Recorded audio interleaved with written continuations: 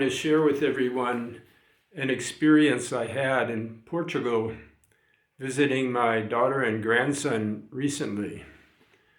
It was one of the most touching events of my life, and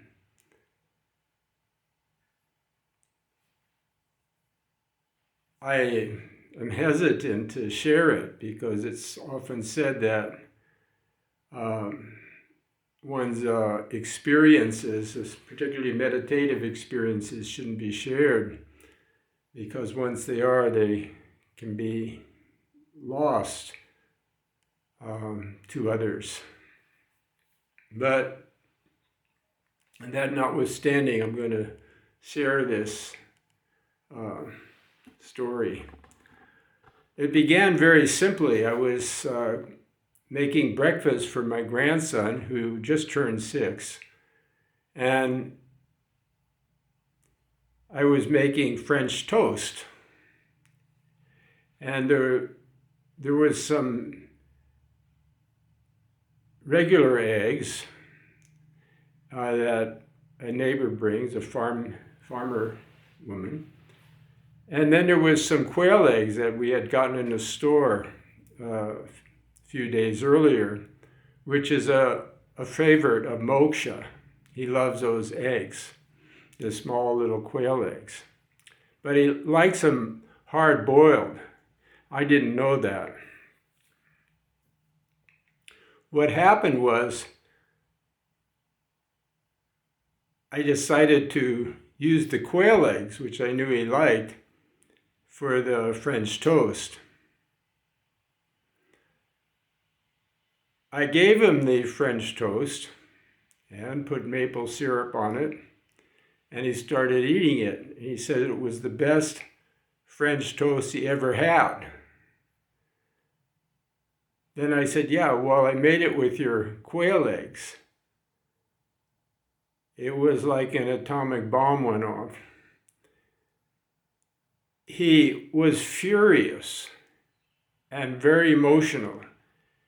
And he said, why did you use the quail eggs? And I explained to him, I said, I know you like the quail eggs, so I thought I'd put the quail eggs in the French toast. Make the French toast with the quail eggs. And he says, I like them hard-boiled. And then he says, why did you do that? And he stopped eating and he ran up to me and he kept saying, why? Why? Why? But it was turning into a complete tantrum, a major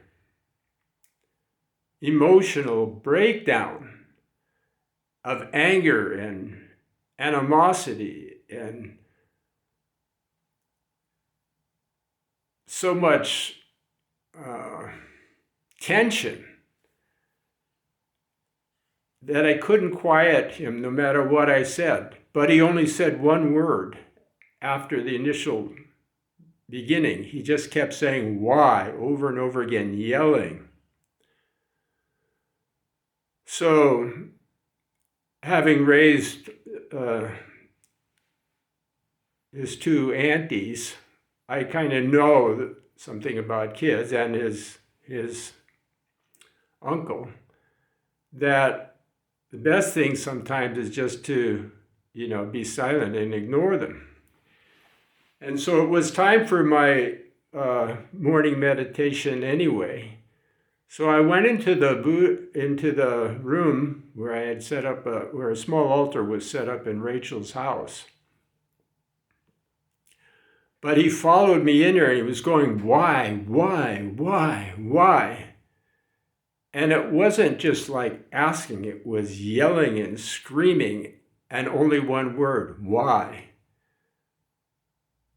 I did my prostrations, and it was my custom to begin with Guru Yoga.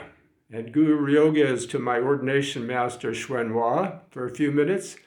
And then Master Tushik Rinpoche, who I is actually the first Buddhist master after Sangye Tenzin introduced me to him, that I've been known all my life, and His Holiness the Dalai Lama, all of whom I've received extensive teachings from. So I began my Guru Yoga, and while I was sitting in full lotus, the why never stopped, but it got worse and worse. I was getting punched in the stomach and punched in the face and hit and pulled, my beard pulled, and very loud yelling, why all the time. So after I began my meditation, and beginning with Master Xuanhua, my ordination master as a bhikshu, the why never stopped, and it became physically very difficult to be in that position where I was actually getting hit and beard pulled, hair pulled, eyes poked, and so forth. And my grandson, with so much tension, yelling, why? It was almost impossible for me to maintain my composure. And as I was doing the practice of Guru Yoga, it came to my mind that the next teacher that I pay my respects to is Tulshik Rinpoche. Tulshik Rinpoche means destroyer of obstacles. So as my grandson was saying, why,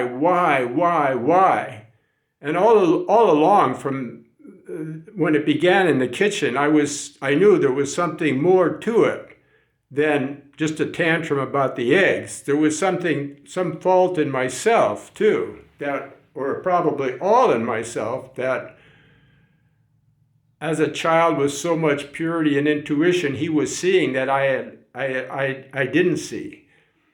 And as I was meditating, and I came to the realization that, there's a heavy obstacle here, and it's probably my own or some obstacle between us. And when I knew that I was coming up to Tulshik Rinpoche for the middle portion of the Guru Yoga, I said to myself, Tulshik's name means the destroyer of obstacles. I hope that he hears this. And so as I completed the first part of the Guru Yoga, and I moved in and I said began the prayers for Tulshik Rinpoche, and I said his name, everything stopped. There was 100% silence. My heart almost melted when my grandson quietly sat in my lap as I sat in full lotus, 100% still and motionless. And after that, I completed my Guru Yoga with His Holiness the Dalai Lama, all the while my grandson sitting in my lap perfectly still and quiet. Not a word was said about the incident since. And it was so touching. And when Moksha, my grandson, suddenly became silent, and not only that, he sat in my lap. It was amazing, totally amazing. And I'll never forget it. It was just a beautiful, beautiful experience. And one day when I get into the heavens, I'll probably know what it's all about. But for now, I don't. I'm only grateful for the Dharma and share the opportunity to share this with my friends and family.